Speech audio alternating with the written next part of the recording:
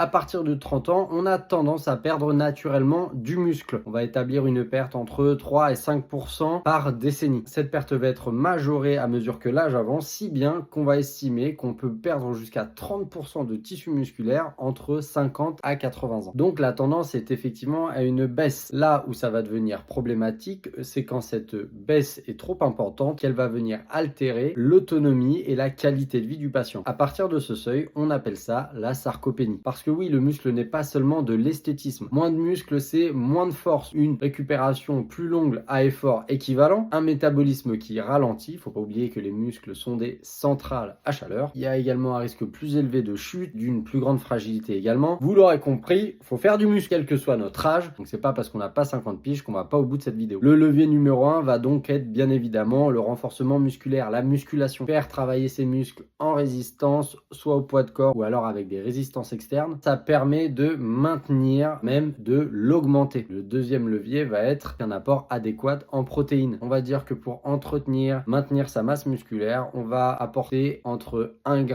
à 1,2 g par kilogramme de poids de corps de protéines. Bien entendu, ces apports devront être adaptés en fonction du type d'activité qu'on réalise et de la fréquence et de l'intensité à laquelle on le réalise. Donc la musculation, c'est pas que pour faire le beau sur la plage, c'est une question de santé, d'autonomie et de longévité.